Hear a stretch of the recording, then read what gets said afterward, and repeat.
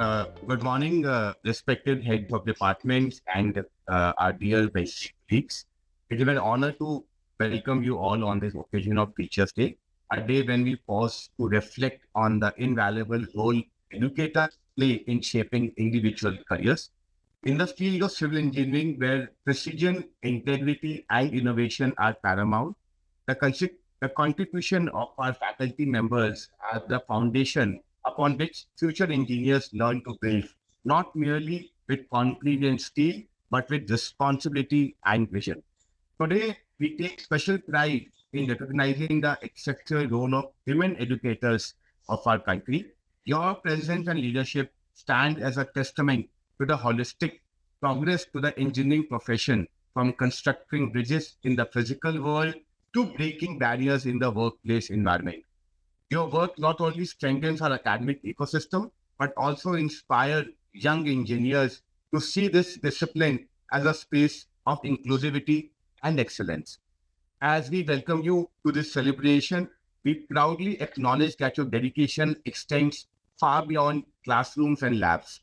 You guide research, mentor innovation, and cultivate values that ensure our graduates are not only skilled engineers, but also ethical leaders in the society. On behalf of Bentley Systems and Bentley Education team, I extend a warm and respectful welcome to all the faculty members of the Civil Engineering Department and express our deepest appreciation for your tireless commitment to education, mentorship, and service. Today's program is dedicated to you, the architects of knowledge, builders of character, and the mentors of the next generation. Thank you for your participation today. And I would now like to request Monica to commence today's discussions. Thank you. Right. Thank you so much, Harsh, for setting a beautiful tone to open this session. Like today is a day of gratitude, and what makes it even more special is that we have dedicated women engineers, women educators in engineering field, who are not only building careers but also shaping the next generation of engineers. To start with, I would like to invite Dr. Saili first, and would you take a couple of minutes to just introduce yourself, ma'am? Yeah. Hello, everyone. A very good morning. Thank you, Harsh, for inviting me here today on the morning of Teachers' Day. So, thank you so much. This is Dr. Saili, Head of Civil Engineering Department at Symbiosis Institute of Technology, Pune. I've been associated with Symbiosis for the last 13 years, and I take pride in saying that I'm a woman in STEM, and especially in civil engineering. Gives me a great honor to be here as part of this discussion today. So thank you so much once again. Yeah, over to you, Monica. Thank you. Dr. Saili, our first question to you is like, what inspired you to choose civil engineering and how you can replicate that inspiration to next generation of women especially? And along with that, if you can just add upon, like, what do you think are the biggest misconceptions in this field and that might discourage women to pursuing a career in the infrastructure engineering field? Yeah, well, Monica, thank you for the question. Um, Civil engineering has been a part of my childhood. Growing up in a family of civil engineers, I was surrounded by stories of projects that shaped communities, roads that connected villages, or bridges that brought people together, buildings that transformed the skyline. So, what fascinated me the most was how something that just starts at a drawing stage can transform into a physical structure, so society for generations. So, that sense of contributing to nation building and creating lasting impact is what drew me to this field. Today, as a head of the department of symbiosis, I would say that we are not just limited, or the role of a teacher is not just limited to preparing future engineers, but more of shaping change makers. And that's the beauty of civil engineering, where we combine the traditional teaching with advanced skills that digital platforms like Bentley Systems offers. So that is something that we need to now percolate in the upcoming generation. So to replicate the kind of inspiration that I had to the next generation of women, I first have to make them understand what this field offers to them. So it starts very at the very beginning in their childhood, where they can go and see simple things like visits to construction sites that would help in giving them that exposure of what happens in the real world, or even interactive sessions like these, or interactive sessions with practicing women engineers uh, that would help in motivating the young girls to take up civil engineering as their profession. Even learning circles can spark curiosity. So women, I think, get connected to the job role that they take up. So I would say that when young women connect their work to meaningful change, they feel empowered to pursue it. So I think to fill that gap of showing them how meaningfully they can change the world. So we have to show them that this field is not simply where technology meets actual physical construction or actual physical infrastructure, but it is at the same time very deeply rewarding when you say that physical structure being utilized by a common man. So I think that we need to, need to provide that path to these young girls who are aspiring to be engineers. Uh, the challenges that I see currently, uh, that I think the women um, aspirants, engineering aspirants, uh, observe are mainly, of course, first is that the biggest barrier is that civil engineering is looked at as a typical hard hat and site work job, dusty sites, physical work, which is generally suited to men. So I think we need to break that barrier, and we need to have that bias removed completely. Of course, while site work is equally important, the reality today is far broader, right? So, engineering is now deeply intertwined with technology, design, policy, implementation, research, innovation. There are so many aspects to it nowadays. So, with platform like Bentley's, an engineer not only can just simulate entire city, but also for plan for climate resilience and sustainability and deliver sustainable solutions. So, I think that is something that we can uh, motivate them to have an impact on millions of lives. So that's one aspect. That's one drawback I see as a perception of people. Another perception I think is that limited career growth. Today, I just went through the numbers and observed that while 25% of the field is of women civil engineers, and of course women working on the sites, but only 2% to 3% are at the higher position. So that's not because of lack of the skill set, but of course lesser number of women representing women there in the civil engineering domain. So I think that poses a great opportunity for women to take up roles, or rather to learn civil engineering and then reach that level. So, driving conversations around smart cities and sustainability technology, I think is essential, and its adoption is also essential. Another barrier that I see is it's not just the women uh, in the civil engineering field or civil engineering looked upon as a men-driven domain, but it's the pay scales also. So I think the leaders in the civil engineering domain have to look at the pay scales that are provided to women, and that would really motivate women to take up roles. Now there are various other domains in the engineering that provide a lot of good job opportunities at very fancy packages. So I think somewhere this gap needs to be filled so that we bring in more and women workforce in STEM. So that's it from my side, Monica. Thank you so much for this opportunity once again. Thank you. Thank you so much, Dr. Saili. And this was truly insightful. I mean, what resonates with me especially is that it's a reminder that civil engineering is just not about the vision, resilience, and shaping the society. It's all about this. And especially when it comes to young women, we are trying to help here to see the broader perspective to them. And this is definitely going to attract more bright minds to this field. And now to carry on this session, I would like to hand it over to my colleague Ruchi. She's a senior manager for enterprise success. at the Bentley Systems with a deep expertise in project management, SaaS, and customer engagement. Like she brings a very unique perspective on technology and leadership and how to empower women in engineering. So over to you, Ruchi. Thank you so much, Monica. Thank you for a brief introduction of mine. Hope I'm clearly audible. Yeah. Thank you. So, it's a pleasure to have you all, ma'am, Sangeeta ma'am, Sayali ma'am, and I'm sorry, I can't see your name, ma'am, but all of you are here, and it's a pleasure to be here, a part of Chief Dr. this. Gayatri. Dr. Uh, Gayatri. So, thank you so much for being a part of this journey. And we would like to talk about. I'll introduce myself that I entered this civil engineering Bentley Systems. I joined like past 2 years. And this journey has been difficult for me because as a female, I did not had that technical background.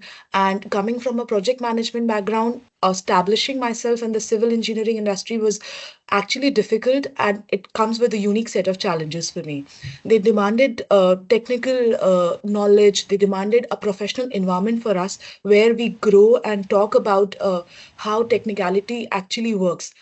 Then for me, what I did, my only goal was to learn every day and establish myself to understand how civil engineering segment works in the society, and gaining that knowledge, speaking to several people and understanding their how they work, the workflows, the engineers who are sitting at the background, the people who are at the hand, who are working on the site, and understanding every minute detail, bring those expertise to me, where I was able to manage accounts like Worley, who are the top engineering firm in this industry. Despite these barriers, I embrace continuous learning, which I feel that is the that turns me into where I am today. However, this brings a set of challenges for the females. We really need to encourage females to be a part of this industry. And for that, I feel that maybe creating awareness, people like you who have this experience and been into the industry for like 20 years, and what set of challenges you came in and then you actually catered those. So maybe I'll go with a question to Sayali ma'am. I have a question for you, that what has been the historical contribution, sorry, this question goes to Sangeeta ma'am. What has been the historical contribution of women in engineering, and how has their presence evolved over the years? Thank you. Very good morning to everyone. And I also thank Bentley Education for giving this opportunity. And happy Teachers Day as well as happy Engineers Day to you all. So when you talk about this historical contribution of women and engineering, I would like to say you all that whenever we think of engineering, please be frank and tell me what picture usually comes to your mind. Always a man with the helmet of building bridges, a man with a spanner fixing machines, and rarely a woman coding software. I always think that somewhere our society has created the stereotype women are better suited for circuit branches like computer science and electronics, but not for the core branches like civil or mechanical engineering. But let's be very honest on this. The truth is always been very different. Women have been part of every branch of engineering, even if history didn't always write their names in bold. Say, for example, even if we take our nation, when we go back to 1940s, Mrs. Lalita, who was the first women engineer of India, she became an engineer when people were thinking that engineering is a men's job and it is not open to a women. Then later came engineer Rajeshwari Chatterjee, who was the first women member at IISc Bangalore. She became a pioneer in microwave engineering and trained hundreds of students who went on shaping India's science and technology landscape. And a few decades later, we have our Dr. Tessie Thomas, who is well known to everyone, like the missile women of India, who played a crucial role in developing the Agni missile series at DRDO, because people were thinking that it's not a women job to go and work in a organization like DRDO where safety of people are concerned. But she went and she gained the name of Missile Women of India.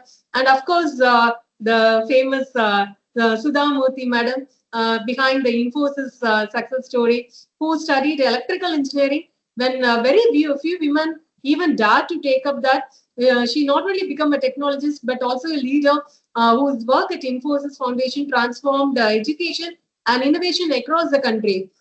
So when you think of these women like Lalita, Rajeshwari, Ma'am, Tessie, Thomas, and Sudha Methi, which always comes and remind us that engineering in India never has been only a man's story. So it has been continuously being written by women also. And please look around today. India is one of the countries producing largest number of women engineers in the world, which is also we can also proudly say that. And you see them everywhere. Not just in software or aerospace, we have women. In biomedical, we have women. Renewable energy or infrastructure, whatever it is, we have women everywhere. But let's not ignore the challenge. In core branches civil engineering and mechanical engineering, the numbers are still low. When I joined civil engineering about 25-30 years ago, nearly half of my classmates were women. But today, when I walk into the classrooms, I feel someone is quietly hung a board saying men only board in civil and mechanical engineering. So what I think is civil and mechanical somehow had got this image of being about when people think about it, think about the dust, working on a hot sun with the hard hats and heavy lifting, as if machines and concrete care whether you are a man or a woman. So the reality is civil and mechanical engineering need more women because civil engineering is a field where we design smarter cities, build sustainable solutions and shaping the future of our planet. So since engineering is not just about the structures of the system, it's about the building our own communities and ultimately shaping the future of the society.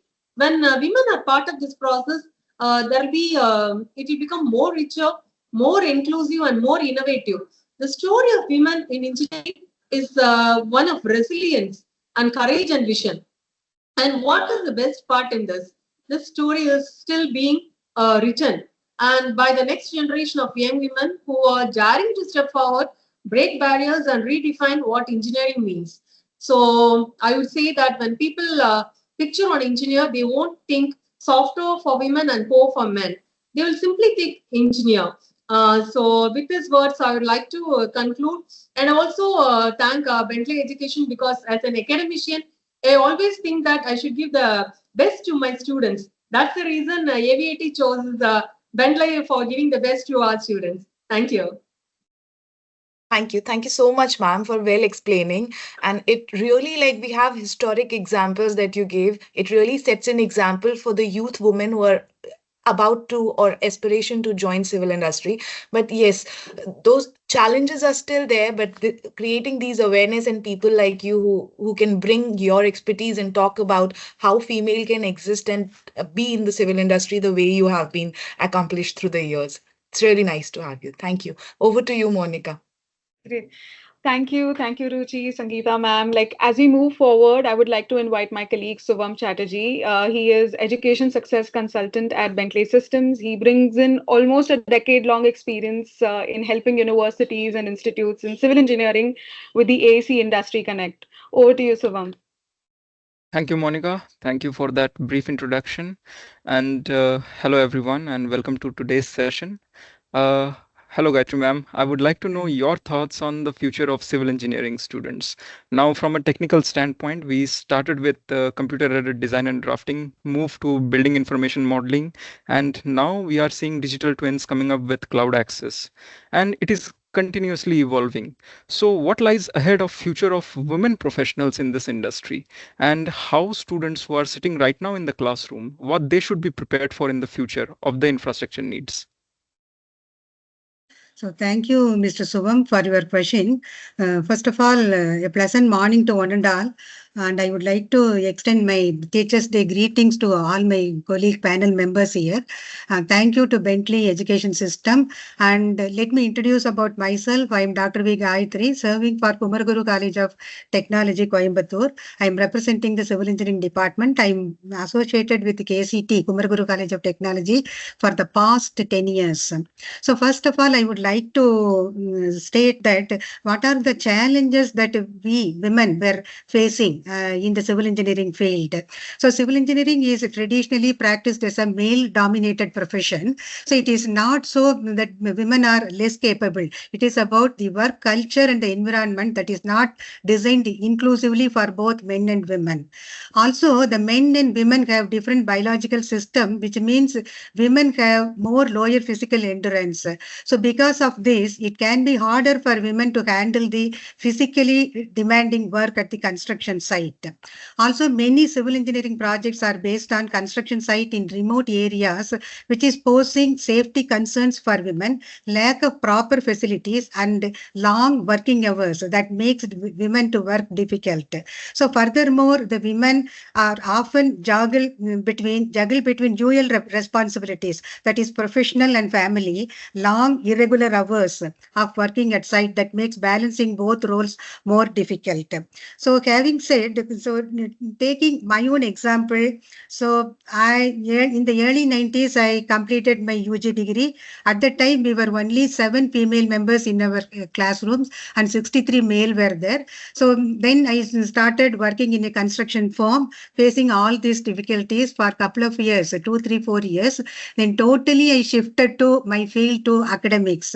So I enrolled for my higher education with IIT Delhi. I did my MTech and completed my PhD from there. Then again shifted to teaching profession. So I'm thankful to all these hardships and the civil engineering profession, which turned my profession entirely, it shifted my profession entirely to the other pole of the system, right? So now I am excelling well, I feel, and I am satisfied with my profession. So having told all these difficulties, so the women's unique perspectiveness in civil engineering are considered to be very, very important. So women can bring human-centered design approach, considering the usability, accessibility, and aesthetics of civil engineering. In urban planning and livability, women are more likely to consider the social inclusivity compared to men. So women tend to prioritize the long-term environmental and community impact that emphasizes the use of eco-friendly materials, waste minimization, and renewable energy integration, all these things, right? So with a better infrastructure, safety measures, flexible policies, and use of technology, women can perform equally well without being restricted by these challenges. Also, nowadays, the opportunities available, provided by many firms, universities, and government bodies are actively promoting gender diversity, opening more doors for women in leadership and project management. So then the technology improvement, the design twin tool, then AR and VR tools, and artificial intelligence and data science, all these things, the technology can be incorporated so that women can sit and do work at wherever they want to. So these things definitely women can shine better, I feel, than men in the civil engineering field. At this juncture, I would like to thank the Bentley Education and our management for having provided this opportunity. Thank you, one and all. Once again, wish you all happy Teachers' Day and happy Onam and happy Engineers' Day too. Thank you all. Thank you for those inspiring words, ma'am. Monica, you may please take it ahead. Yes. Thank you, ma'am. Thank you, Subham. I would like to hand it back over to Harsh to conclude the session. Thank you very, very much. I think I haven't learned enough more than this even till now. Very insightful thoughts, very helpful. Just one closing statement from each one of you. Gayatri ma'am, you have to add anything? Yeah, you please proceed. I will add to the closing statement. Thank you. So, if we really have to say one line, I will probably request Dr. Sally ma'am first, then Dr. Sangeeta ma'am, and then Dr. Gayatri ma'am. What strategies can we implement to inspire and support more women to pursue and thrive in civil engineering careers? Just one statement if possible. Yeah, early exposure at school level, school trainings, and exposure to sites as well as digital platforms would definitely help and motivate young girls to take up civil engineering after they complete their 12th. Thank you, Dr. Sally ma'am. Dr. Sangeeta ma'am. Yes, what I feel is like we have to look into modern realities of engineering, like where we can incorporate more of technology, automation, design, and software, and some collaborative projects, which would definitely reduce the need for physical labor, and gender biases in workplace expectations can also be reduced, so that women can also participate effectively in these core branches. Thank you. Thank you, ma'am. Dr. Gayatri, ma'am. Yeah, thank you. Thank you for this again concluding sentence opportunity. So, right from, as Dr. Sangeeta told, right from engineer Lalita to the modern day Professor Madhavi Lata, IASC, she has contributed much more to the construction of China Bridge. So, according to me, no concession should be given to anyone. They should be on their own. So, then only the woman has to face all these hardships, like Jhansi Ki Rani, Lakshmi Bai, then only they can shine better. For the exposure can be given, but exposure is all, it is uniform for all, both men and women. But no concession should be given for women. That's what I feel. To explore more and do better in the field of civil engineering. That only will make the human being more provable. That's my view. Thank you. Thank you so much, ma'am. This is extremely helpful. So I would now like to conclude this session today. First of all, my sincere appreciation to my own Bentley colleagues. Thank you, Ruchi. Thank you, Monica. And thank you, Shubham, for being part of this call today. Uh, Thank you, Dr. Sally, ma'am, Dr. Sangeeta, ma'am, and Dr. Gayatri, ma'am, for your invaluable inputs. We have really learned a lot from your individual experiences. Together with Bentley Education, we look forward to a journey where we can continue to collaborate, innovate, and inspire. Together, we can build future skills that will shape the roads we drive on, the bridges we cross, and the cities we live on. So, by engaging with platforms like the Bentley Education Hub, we are not just helping youth to prepare for a career, they are getting ready to contribute to India's growth story, proudly engineered by the next generation of Indian talent being produced under your guidance and leadership. Once again, a very heartfelt thank you to all of you and a very happy Teachers' Day to all of you. Thank you so much. Thank you. Thank you. Thank you. Thank Thank you. you. Thank you.